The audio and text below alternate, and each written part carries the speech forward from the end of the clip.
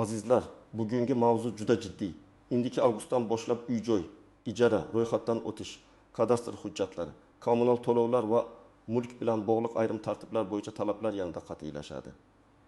Bu ma'lumot kvartirada yashayotganlarga ham, uyini ijaraga berayotganlarga ham, yangi uy olayotganlarga ham, chet eldan pul yuborib O'zbekistonda uy qurayotganlarga ham bevosita ta'sir qiladi. Men bugun sizga oddiy tilda tushuntiraman. Nima o'zgaryapti? Kim ehtiyot bo'lishi kerak? Kimga xavf yo'q? Qaysi hujjatlarni hozirdan tayyorlab qo'yish zarur? Agar siz uy egasi bo'lsangiz, ijarachi bo'lsangiz, notarius orqali oldi-sotdi qilmoqchi bo'lsangiz yoki kadastr hujjatingiz eski bo'lsa, bu videoni oxirigacha ko'ring. Chunki bitta kichik xato keyin jarima, sud, ro'yxatga olishdagi muammo yoki kommunal xizmatlarda uzilish bo'lib qaytishi mumkin. Kanalga hoziroq obuna bo'ling, videoga like bosing. Chunki men bunday o'zgarishlarni sodda tilda odamlarning real hayotiga bog'lab tushuntirib boraman. Oldin ko'pchilik uy-joy masalalarida keyin qilamiz. Og'zaki kelishdik-ku, hujjat bor, lekin eski. Ijarachini ro'yxatdan o'tkazmasa ham bo'ladi. Uy akamning nomida. Men yashayapman. Muammo yo'q deb yurardi. Amalda ham ko'p ishlar shunday hal bo'lardi. Uy ijaraga beriladi, lekin shartnoma tuzilmaydi, kvartira sotiladi, lekin kommunal qarzlar to'liq tekshirilmaydi. Yangi qurilgan uyda yashash boshlanadi, lekin kadastr hujjati oxirigacha rasmiylashtirilmaydi. Odamlar boshqa shaharga borib ishlaydi, lekin vaqtincha ro'yxat masalasiga jiddiy qaralmaydi. Endi esa asosiy o'zgarish shundan iboratki, davlat xizmatlari, soliq, kadastr, kommunal tashkilotlar va ro'yxatga olish tizimlari bir-biriga ko'proq bog'lanmoqda. Ya'ni bitta joydagi xato boshqa joyda ham ko'rinadi. Masalan, siz uy ijaraga bergansiz, lekin ijara shartnomasi yo'q. Oldin bu faqat siz bilan ijarachi o'rtasidagi kelishuvdek ko'rinardi. Endi esa ijarachi doimiy yoki vaqtincha ro'yxatdan o'tmoqchi bo'lsa, soliq organlari ijara daromadini ko'rmoqchi bo'lsa, kommunal xizmatlar yashovchilar sonini aniqlamoqchi bo'lsa, masala ochilib qoladi. Yana bir muhim tomoni, hujjatsiz yoki noto'liq hujjat bilan yashash xavfi oshadi. Bu degani sizni ertaga albatta jazolashadi degani emas. Lekin uy sotish, meros rasmiylashtirish, kredit olish, subsidiya olish, bolani bog'cha yoki maktabga joylashtirish, kommunal xizmatni o'tkazish, gaz yoki elektr tarmog'iga ulanish kabi oddiy ishlar hujjatdagi kamchilik sababli to'xtab qolishi mumkin. Men buni odamlarni qo'rqitish uchun aytmayapman. Men ko'p yillik tajribamdan bilaman. Odamlar muammoni qo'nib chiqqan kuni emas, muammo eshikni taqillatganda sezadi. Uy sotmoqchi bo'ladi, notarius kadastrda nomuvofiqlik bor deydi. Ijara pulini olgan, lekin shartnoma yo'q, ijarachi chiqmay qo'yadi. Kommunal qarzni eski egasi to'lamagan, yangi egasi esa elektrni ulata olmay yuradi. Shuning uchun 13 avgustdan oldin va undan keyin har bir oila o'z uy-joy hujjatlarini tartibga keltirish kerak. Birinchi masala ijara shartnomasi. Agar siz uy yoki kvartirani ijaraga berayotgan bo'lsangiz, og'zaki kelishuv bilan cheklanib qolmang. Ijarachi yaxshi odam, qarindoshimning tanishi. Har oy karta orqali yuboradi degan gaplar huquqiy himoya bermaydi. Shartnomada uy manzili, ijara muddati, oylik to'lov miqdori, to'lov kuni, kommunal xarajatlarni kim to'lashi, uy jihozlari ro'yxati. Zarar yetkazilsa kim javob berishi, muddatdan oldin chiqib ketish shartlari aniq yozilishi kerak. Masalan, Toshkent shahrida bir xonali kvartira 3 million so'mga ijaraga berildi deylik. Uy egasi shartnoma qilmaydi. Ijarachi esa 2 oy pul to'laydi. Keyin ishim yurishmadi deb to'lamay qo'yadi. Uy egasi chiqarib yubormoqchi bo'ladi, lekin yozma shartnoma yo'q, qancha qarz borligi aniq tasdiqlanmagan. Natijada uy egasi nafaqat 6 million so'mdan ayriladi, balki uyini bo'shatish uchun ham vaqt yo'qotadi. Agar shartnoma bo'lganida, unda kechiktirilgan har kun uchun penya, ogohlantirish muddati, uy egasining huquqi aniq ko'rsatilgan bo'lardi. Ikkinchi masala ijarachining ro'yxatdan o'tishi. Ko'pchilik uy egalari bundan qo'rqadi. Ro'yxatdan o'tkazsam keyin uyimga sherik bo'lib qoladimi?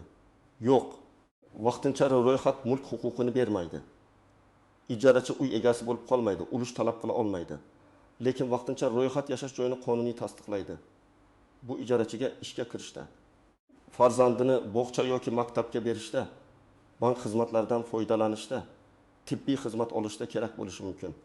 Bu yerda uy egasi bilishi kerak bo'lgan nozik jihat bor. Ro'yxatdan o'tkazish shartlari ijara shartnomasi bilan mos bo'lishi kerak. Agar shartnoma 6 oyga tuzilgan bo'lsa, ro'yxat ham shu muddatga qilinadi. Agar ijarachi chiqib ketsa, ro'yxatni bekor qilish tartibini ham oldindan bilib oling. Buning uchun Davlat xizmatlari markaziga murojaat qilish yoki MyPokkakubuz orqali ariza topshirish mumkin bo'lgan holatlar bor. Lekin har bir vaziyatda hujjatlar to'liq bo'lishi shart. Uchinchi masala kadastr hujjatlari. Uy-joy bilan bog'liq eng ko'p muammo aynan shu yerda chiqadi. Hujjatda 6 kvadrat metr deb turadi. Amalda esa odamlar qo'shimcha xona qurgan, ayvonni yopgan, tomorqada yana bitta kichik uy tikkan, garajni yashash xonasiga aylantirgan. Oldin bular o'zimizning hovli-ku deb e'tibordan chetda qolgan. Lekin uy sotishda, meros bo'lishda, ipoteka olishda yoki garovga qo'yishda bu nomuvofiqliklar darhol ko'rinadi. Misol keltiraman. Samarqand viloyati bir oila hovlisini sotmoqchi bo'ladi. Kadastr hujjatida eski uy 9 kvadrat metr ko'rsatilgan. Lekin keyin yana 5 kvadrat metrli qo'shimcha qurilish qilingan. Xaridor bank krediti orqali olmoqchi. Bank baholovchi yuboradi. Baholovchi hujjat va amaldagi qurilishni solishtiradi. Nomuvofiqlik chiqadi. Natijada bitim to'xtaydi. Sotuvchi men 10 yil yashadim. Hech kim indamadi deydi. Lekin sotish jarayonida hujjat talab qilinadi. Demak, hozirdan kadastrni tekshirdirish kerak. 4-masala kommunal qarzlar va hisoblagichlar. Uy sotib olayotganda odamlar ko'pincha faqat narxga qaraydi. Kvartira yaxshi, joy yaxshi, remonti zo'r deydi. Lekin elektr, gaz, suv, issiqlik, chiqindi uy-joy shirkatiga qarz bor yo'qligini alohida tekshirmaydi. Keyin yangi egasi ko'chib kirganda eski qarzlar chiqadi.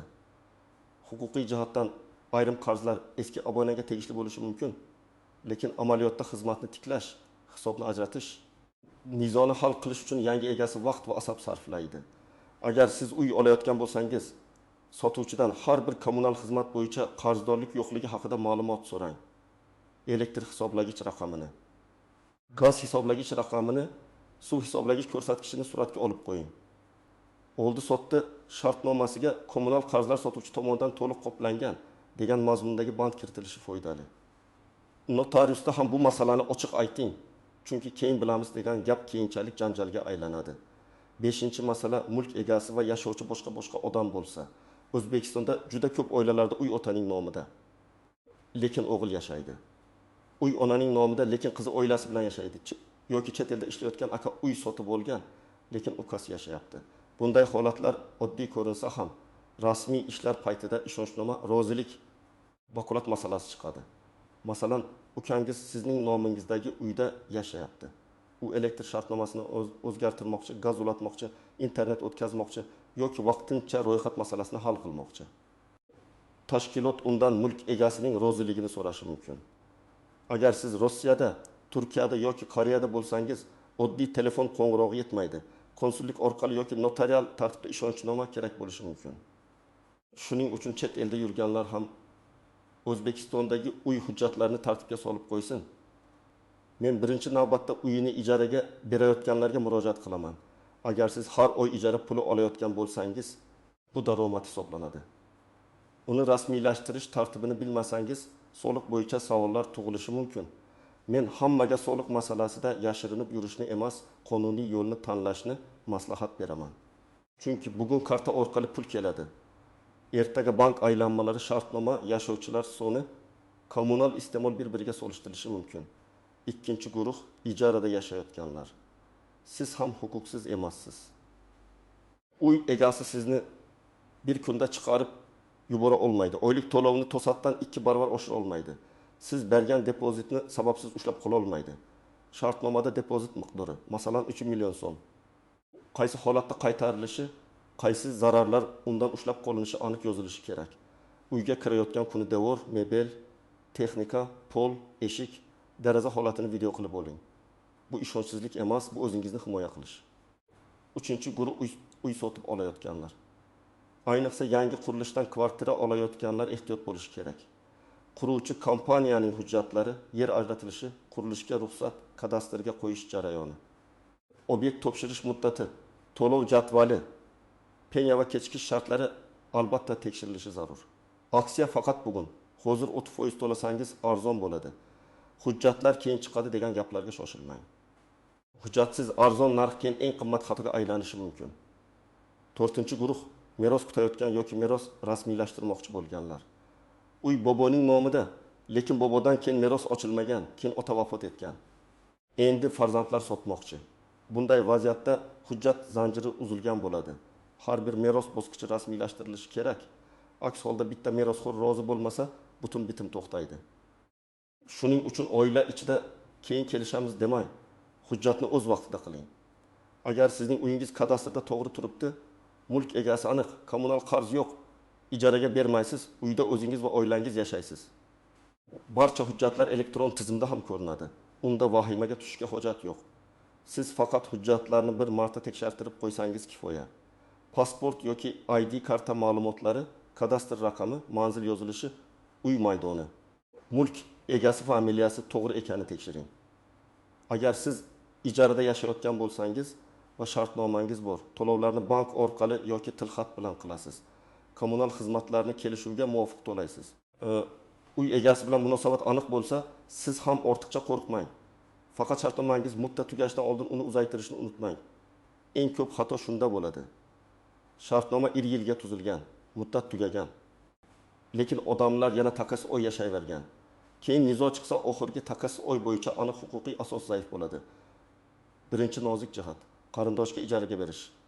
Ko'pchilik bu ukam, bu jiyanim, bu qudam shartnoma shart emas deydi. Lekin nizo ko'pincha begonadan emas, aynan yaqinlardan chiqadi. Pul aralashgan joyda aniq kelishuv bo'lishi kerak. Agar bepul yashatsa ham, foydalanish tartibini yozib qo'yish foydali. Kim yashaydi? Qancha muddat? Kommunalni kim to'laydi? Uyga zarar yetkazilsa nima bo'ladi? Bu oilaviy munosabatni buzmaydi. Aksincha tushunmovchilikni kamaytiradi. Ikkinchi nozik jihat depozit. Ijarachilar ko'p hollarda uyga kirishda 1 oylik depozit beradi. Masalan, ijara 1 million so'm, depozit ham 1 million so'm. Uy egasi keyin davor kir bo'ldi, kran eskirdi, divan cho'kdi deb depozitni qaytarmasligi mumkin. Shu sababli uyga kirish va chiqish dalolatnomasi qilish kerak. Unda mebel, texnika, hisoblagich ko'rsatkichlari, davor holati mavjud kamchiliklar yoziladi. Video va suratlar sanasi bilan saqlanadi. Shunda ikkala tomon ham adolatli himoyalanadi. Uchinchi nozik jihat, uyda nechta odam yashashi. Ijara shartnomasida 2 kishi yashaydi deyilgan. Amalda esa 6 kishi yashasa, bu uy egasi uchun ham, qo'shnilar uchun ham, kommunal hisob-kitob uchun ham muammo tug'diradi. Ayniqsa ko'p qavatli uylarda shovqin, lift chiqindi, suv sarfi bo'yicha shikoyatlar ko'payadi. Uy egasi shartnomada yashovchilar soni aniq yozsin va boshqa odamlarni kiritish faqat yozma rozilik bilan bo'lishini belgilasin. 4-nozik jihat karta orqali to'lov. Karta orqali pul olish qulay, lekin izohsiz pul kelib tursa, keyin uni isbotlash qiyin bo'lishi mumkin. Ijarachi pul yuborayotganda 2026 yil sentabr oyi ijara to'lovi deb izoh yozsa yaxshi. Agar naqd pul berilsa, oddiy tilxat yozing. Men falonchi, falon manzildagi uy uchun falon oy ijara to'lovi sifatida 3500 ming so'm oldim. Sana imzo, pasport ma'lumoti bo'lsin. Bu juda oddiy, lekin juda kuchli dalil. 5-nozik jihat. Eski ishonchnomalar. Uy egasi chet elda, O'zbekistonda qarindoshi ish yurityapti. Ishonchnoma muddati tugagan bo'lishi mumkin yoki unda kerakli vakolat yozilmagan bo'lishi mumkin. Masalan, kommunal to'lovlarni amalga oshirish vakolati bor, lekin ijara shartnomasi tuzish vakolati yo'q. Yoki hujjat topshirish bor, lekin notariusda imzo qo'yish yo'q. Ishonchnomani umumiy gaplar bilan emas, aniq vazifalar bilan tuzish kerak. 6-nozik jihat, manzil o'zgarishi. Ba'zi hududlarda ko'cha nomi, uy raqami, mahalla chegarasi o'zgargan bo'lishi mumkin. Eski hujjatda bir manzil, yangi tizimda boshqa yozuv chiqadi. Bu katta muammo emas, lekin oldi sotdi yoki ro'yxatdan o'tishda vaqt oladi. Shuning uchun kadastr va davlat xizmatlari orqali manzil ma'lumotlari mosligini tekshiring. Birinchi qadam, uy hujjatlaringizni bitta papkaga yig'ing. Kadastr hujjati, oldi sotdi shartnomasi, hadya yoki meros hujjati, ipoteka shartnomasi bo'lsa u, kommunal shartnomalar, hisoblagich raqamlari, uy egasining pasport yoki ID nusxasi. Nikoh guvohnomasi kerak bo'lishi mumkin bo'lgan holatlar uchun alohida saqlansin. Hujjatlarning telefoningizda skan yoki sifatli rasmi ham bo'lsin, lekin asl nusxani yo'qotmang. Ikkinchi qadam, kadastrni tekshiring. Davlat xizmatlari markaziga boring yoki mavjud elektron xizmatlar orqali kadastr ma'lumotlaringizni ko'ring. Maydon to'g'rimi? Mulk egasi to'g'rimi? Manzil to'g'rimi? Taqiq yoki cheklov yo'qmi? Garovda emasmi? Sud Mizoz ko'rinmayaptimi, shularni aniqlang. Agar qo'shimcha qurilish qilgan bo'lsangiz, uni qonuniylashtirish imkoniyatini mutaxassis bilan maslahatlashing. 3-qadam ijara bo'lsa, shartnoma tuzing. Shartnomani 2 nusxada tayyorlang. Unda tomonlarning to'liq ma'lumotlari, uy manzili, ijara muddati, to'lov miqdori, to'lov usuli, depozit, kommunal xarajatlar, yashovchilar soni, uy jihozlari, ta'mirlash majburiyati. Shartnomani bekor qilish tartibi yozilsin. Agar qonun bo'yicha ro'yxatdan o'tkazish talab qilinsa, belgilangan tartibda ro'yxatdan o'tkazing. Qog'ozbozlik deb qochmang, bu sizning qalqoningiz. 4-qadam. Kommunal holatni nol keltiring. Elektr, gaz, suv, issiqlik, chiqindi, shirkat yoki boshqaruv kompaniyasi bo'yicha qarzdorlikni tekshiring. Hisoblagich ko'rsatkichlarini yozib oling. Agar uy sotayotgan bo'lsangiz, xaridorga toza holatda topshiring. Agar uy olayotgan bo'lsangiz, topshirish qabul qilish davlatnomasida hisoblagich ko'rsatkichlarini kiriting. 5-qadam, ro'yxat masalasini hal qiling.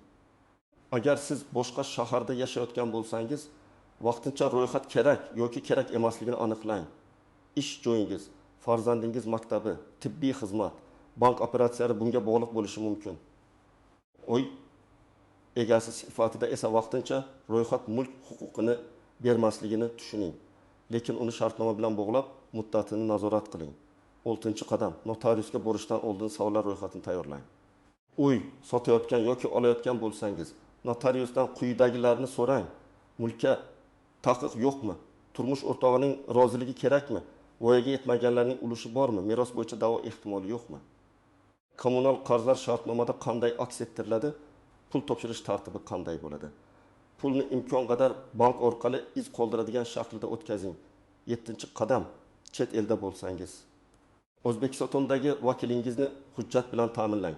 Ishonchnoma muddati, vakolatlari, qaysi tashkilotlarda ishlatilishi, ijara, kadastr, kommunal, notarius, bank bo'yicha huquqlari aniq yozilgan bo'lsin. Hamma ishlarni yuritishga degan umumiy jumla ba'zan yetarli bo'lmaydi. Konsullik yoki notarial tartibda rasmiylashtirishni oldindan qiling. Chunki shoshilinch paytda navbat, tarjima, tasdiqlash va yuborish vaqt oladi. 8-qadam, nizoni og'zaki qoldirmang. Uy egasi bilan ijarachi o'rtasida, sotuvchi bilan xaridor o'rtasida, merosxo'rlar o'rtasida kelishuv bo'lsa, yozma tasdiq bo'lsin. Telegramdagi xabarlar ham ba'zan dalil bo'lishi mumkin, lekin eng ishonchlisi imzolangan hujjat. Har bir to'lov, har bir topshirish, har bir rozilik hujjatlashtirilsa, keyin men bunday demaganman degan gaplar kamayadi.